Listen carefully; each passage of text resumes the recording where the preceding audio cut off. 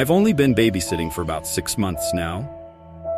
It was an easy way to make money, and it didn't require me to have any real applicable skills. It was slow at first, but a couple of months ago, I hit the jackpot after a young couple from the rich part of my town asked me to look after their 2 kids one Friday night. They paid me $200 freaking dollars to look after their extremely well-behaved children for 3 hours in a house 5 times the size of mine. It was awesome. The young couple must have also thought I had done a good job, because words spread quickly around the rich neighborhood about the nice young lady who was willing to look over your children so you could go out for a night of drinking and fun. And when I say that this neighborhood is one of the richest in our state, I am not exaggerating. Most of the people living there are young couples who have come from a long line of wealthy families. Sometimes I'll babysit for a few hours and make a couple of $100. Other times the parents want me to stay the night while they goof and get a hotel rooms so that they can be away from their kids for a change. That is where I make big bucks. A couple of days ago, husband and wife texted me asking if I could stay the night at their mansion and watch their 7-year-old little girl for them. Happily agreed. If only I knew what I was in for. When the day finally came, I drove my beat-up Jeep Wrangler to the edge of the rich neighborhood and made my way up this private driveway that I had never noticed before, because the entrance was hidden back amongst the trees that surround the entire north side of town. I drove up this steep, winding driveway for what seemed like 10 minutes before I finally saw the house come into view. Out of all the houses I've babysat at, this was hands down the most gorgeous one I've ever seen. It was a huge Victorian-style mansion that was covered in dark brown bricks, making it blend perfectly into the woods surrounding it. I got out of my car and made my way up to the front porch, where I knocked on this gigantic wooden door. A few seconds later,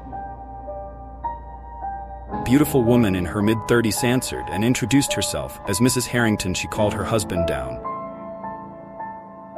And shortly after, an extremely handsome man, also in his 30s, came walking down the grand stairway holding an adorable little girl in his arms. The couple seemed very anxious to leave, and Event thought they were both gorgeous people. I could tell that underneath all of their beauty, they were both extremely tired and haggard from having to keep up with their 7-year-old. They were obviously very excited about having an entire night to themselves, and couldn't wait to get out of there as fast as they could before Mr. and Mrs. Harrington left. However, Mrs. Harrington handed me several pieces of paper and told me that she had written down a couple of instructions for me to follow throughout the night. She stressed to me how important it was to follow her instructions, and I assured her that I'd give them a look. I waved to the pretty young couple as they made their way down on the driveway in their expensive Mercedes and then closed the door behind me. I gave the instructions a quick once-over before folding the papers and stuffing them into my back pocket. I'll look at them later. I told myself how stupid that Mr. and Mrs. Harrington's daughter Emily was a very nice young girl who warmed up to me almost immediately. We had spent the next few hours playing games and watching TV after we finished our 5th episode of Titans Go. I noticed that it was getting late and asked Emily what her bedtime was. She shrugged, not really giving me an answer, which is when I remembered Miss Harrington's instructions. I pulled out the folded pieces of paper and scanned through them very quickly when I saw the words "Emily needs to be in bed before 8 p.m. I checked the time to find that it was almost 7:45. Well, it looks like your bedtime is right now. I said, lifting Emily up off the couch so I could get there ready. She brushed her teeth and it tucked her into her California king-sized mattress. I told her good night and was leaving her room when she said something that stopped me in my tracks. "Don't forget to lock my door before you leave," she said. I stopped walking and turned back around toward her, confused. "What do you mean, don't forget to lock your door?" I asked, "Why would I need to lock your door? What if I have to go to the bathroom in the middle of the night?" She looked at me innocently and shrugged her shoulders again. "I don't know, but Mommy always locks my door before I go to sleep. She says she does it to protect me and herself. I don't remember what happens after. fall asleep, but mommy says that always try to leave my room at night, which is a bad thing. I looked at their dumbfounded. I didn't know what to say. Mommy told me that she would leave instructions for you to follow, and locking my door is one of them. She said, "Oh, Emily, I'll lock your door. Good night, sweetheart." I stammered. She gave me a big smile and rolled over in her bed. I closed her door and noticed that there was a latch drilled into the door frame that would allow someone to lock it from the outside. Closed the latch and then walked back downstairs, so I could read the rest of Mrs. Harrington's instructions when I had first seen the pieces of paper. I was under the impression that they were just instructions that told me what shows Emily's not allowed to watch or how to operate the surround sound. After I started reading them, though, I realized that I was wrong. I was completely and utterly wrong. "Hello, Sarah. I'm so glad that you agreed to stay the night and babysit Emily for us. She is such an angel, and I'm sure that both of you will get along very well. I know that our house might seem old and scary, but don't worry, because nothing bad will happen to you as long as you follow some simple instructions. So firstly, Emily needs to be in bed in her room with the door locked before 8 OSP.m. Do not open up her bedroom door after 8 p.m.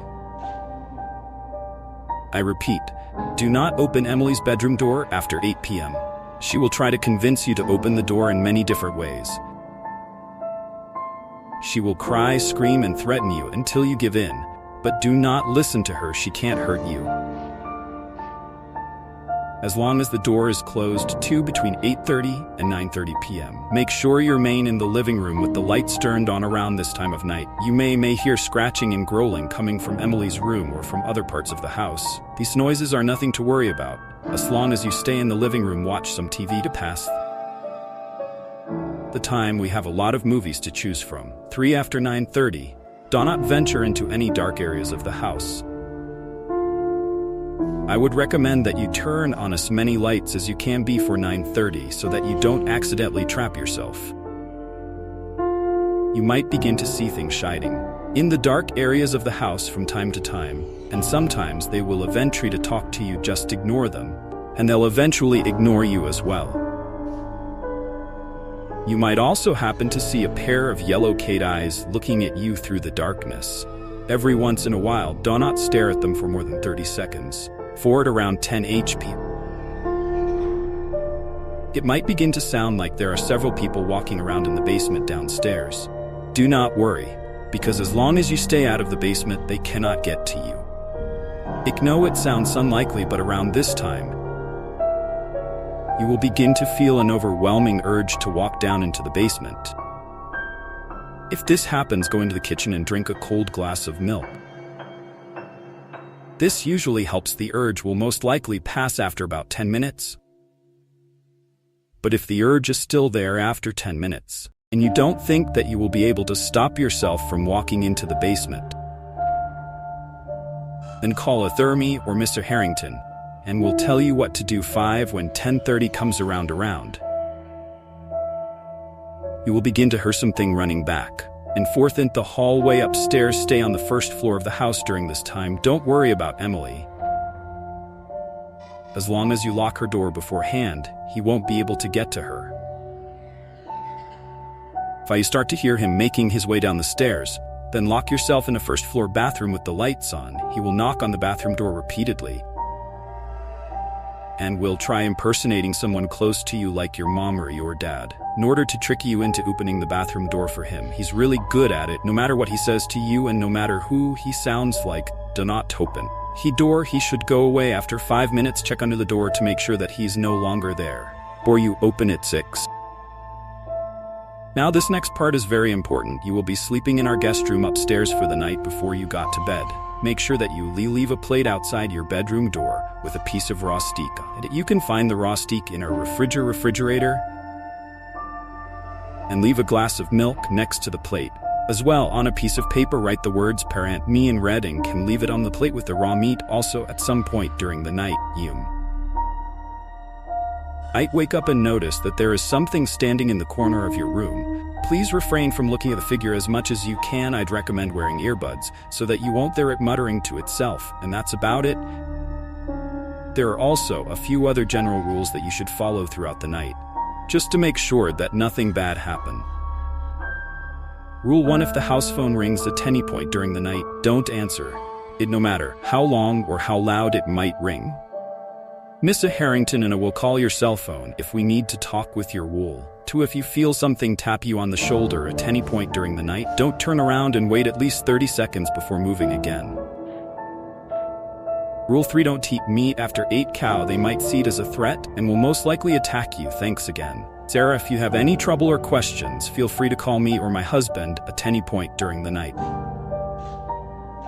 If you do call use and a man with a very deep voice answers the phone, hang up immediately and try calling use again also. Throughout the night, you might hear a dog whimpering from somewhere off inside the house. We don't have a dog, so don't go looking. Thanks again, Sarah.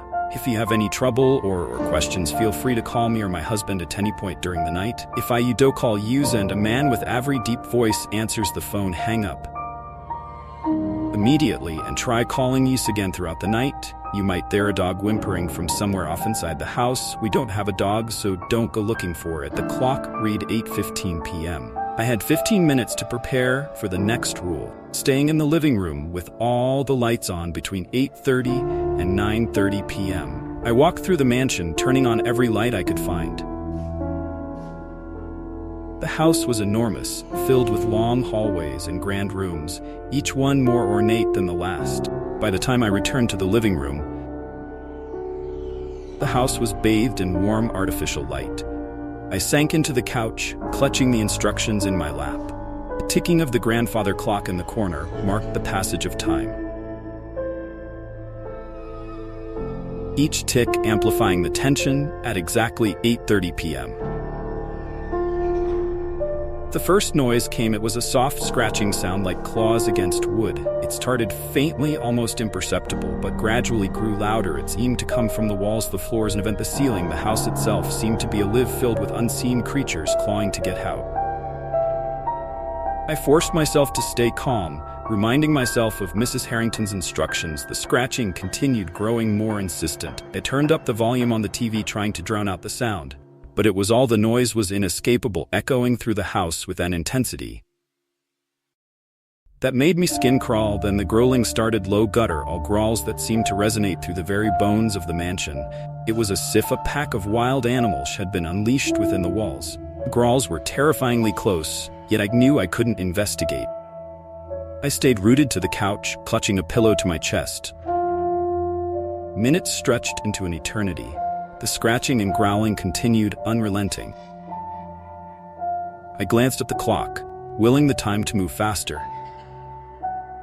The hand seemed to crawl at a snail's pace, each second feeling like an hour. Finally, at 9:30 p.m., the noises ceased. Silence fell over the mansion, oppressive and heavy. I exhaled a shaky breath, my heart still pounding in my chest. The first ordeal was over, but the night was far from finished. Clock struck 9:30 p.m., marking the beginning of the most unsettling part of the night. Mrs. Harrington's rules were clear. After this time, I had to avoid any dark areas of the house, with every light already turned on. I hoped it would be enough to keep whatever lurked in the shadows at bay. I made me way through the mansion, ensuring every corner was illuminated. The grand chandelier in the dining room cast eerie shadows that seemed to move with a life of their own. Flickering flames of the ornate candles added to the unsettling atmosphere, making the entire house feel like a living, breathing entity. As I walked through the long, dimly lit hallway, I couldn't shake the feeling of being watched. My skin prickled and my breath quickened. I glanced over my shoulder, half expecting to see something lurking in the shadows. There was nothing there, but the feeling of unease persisted. I returned to the living room, the only place that felt remotely safe. The large windows offered a view of the dark woods outside, their silhouettes swaying in the night wind. I tried to focus on the TV, but my mind kept drifting back to the ominous instructions out of the corner of my eye. As a double movement, it turned my head slowly, my heart pounding in the darkened hallway. I saw them, two glowing yellow eyes staring at me from the shadows. They were unblinking, filled with a malevolent intelligence that sent chills down my spine. I averted my gaze, remembering the instructions: don't make eye contact with any yellow eyes. You might see I counted to 30 in my head, each second stretching into an eternity. The air grew thick with tension, the presence of the eyes weighing heavily on me. 30, I dared to look back. The eyes were gone, but the sense of being watched. Edlingerud. I stayed in the living room, the lights providing a fragile barrier between me and whatever lurked in the dark. My mind raced with questions. What were those eyes? What else was hiding in the shadows? The minutes dragged, one each one filled with an overwhelming sense of dread. I clung to the instructions, the only thing keeping me tethered to reality. The house seemed to close in around me's dark corner, shining unimad. Horrors as the clock neared 10 pent. A new sensation gripped me. It was a strange, almost magnetic pull urging me towards the basement. Mrs. Harrington had warned me about this. The compulsion was strong, almost overpowering, as if an invisible force was trying to drag me down into the depths of the house. If aught the urge, remembering the instructions, if the urge becomes too strong, drink a glass of cold milk from the kitchen. I hurried to the kitchen, me steps quick and frantic. The pull grew stronger with each passing second, tugging at the edges of my mind. I poured a glass of milk with trembling hands, gulping it down as fast as I could. The cold liquid provided a momentary relief, dulling the compulsion, but not raising it. Entirely, I gripped the counter, focusing on my breathing, willing the urge to pass. The pull persisted, gnawing at my resolve. I glanced at the basement door, a heavy wooden barrier that seemed to pulse with a life of its own. The thought of what lay beyond filled me with a primal fear, yet the compulsion continued to draw me. Minutes stretched into agonizing eternity. As I fought against the urge, I took deep breath, grounding myself in the present. Slowly, the pull began down, the invisible force losing its grip on my mind. I let out a sigh of relief, but the sense of dread remained. At 10:30 p.m., the house was plunged into an eerie silence. The ticking of the grandfather clock was the only sound, each tick amplifying the tension. I stayed in the living room, my eyes darting to the staircase that led to the second floor. Then the footsteps began. Heavy, deliberate footsteps echoed through the upstairs hallway. They moved back and forth, slow and methodical, as if someone or something was pacing just above me. The sound sent chills down my spine. The dread settling deep in my bones, my heart raced as I remembered the instructions: stay on the first floor, do not investigate. The footsteps grew louder, more insistent, filling the house with their oppressive presence. I stayed rooted to the spot, every instinct screaming at me to flee. The footsteps descended the stairs, each step hair-sounding thud that reverberated through the mansion. Panic surged through me as I bolted towards the bathroom, locking the door behind me and flicking on the light. The small room felt like a fragile sanctuary, a thin barrier between me and whatever was outside. The knocking started almost immediately, a relentless pounding on the bathroom door. Sarah, let me in, a voice called out. It sounded just like my mother, but I knew it couldn't be her. I pressed my back against the door, shaking my head. No, I whispered, my voice trembling. Sarah, please, it's your mom, let me in, the voice insisted, growing more desperate. Tears streamed down my face as I clamped my hands over my ears, trying to drown out the sound. The knocking continued, each thud echoing through my mind. The voice was relentless, pleading, but I held my ground, refusing to open the door. Minutes passed, feeling like hours. The knocking stopped, the voice falling silent. I waited, my breath shaky, before peeking under the door to ensure it was gone. The hallway was empty, but the sea of dread remained, a lingering presence that filled the air. With the house finally quiet, I made my way to the guest room. The weight of the night's events pressed heavily on each encounter, leaving memory shaken. Then the last, I retrieved a piece of raw steak from the refrigerator and placed it on a plate, pouring a glass of milk to accompany it with shaking hands. I wrote "Parent Me" in red ink on a piece of paper and placed it with the steak outside my bedroom door. The room was dimly lit, the shadows long and foreboding. I turned off the light and climbed into bed, the instruction echoing in my mind as I lay there. The sense of being watched grew stronger. I could feel a presence in the room, something lurking just out of sight. I turned away, closing my eyes and plugging in my earbuds. Music filled my ears, but it couldn't drown out the feeling of dread. The presence grew closer, a shadowy figure standing in the corner of the room, muttering to itself. Kept my eyes closed, resisting the urge to look. The muttering continued, a low, chilling drone that seeped into my bones. Exhaustion finally overtook me,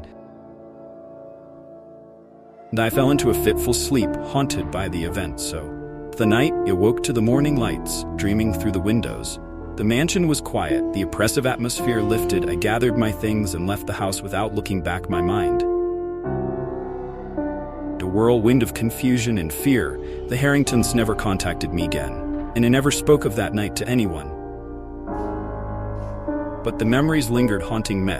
The growling, the scratching, the footsteps, and the shadowy figure in the corner of the room. It all seemed like a nightmare. The terror I felt was real as I drove away from the mansion. I couldn't shake the feeling that I had escaped something far more sinister than I could comprehend. The rules, the noises, the presence in the dark, everything was a piece of a puzzle I couldn't understand even. Now I wonder about the Harringtons and their cursed mansion. What secrets did it hold? What unseen forces lurked within its walls? I may never know, but the memories of that night will forever haunt me, constant reminder of the darkness that lies just beyond the edge of understanding. For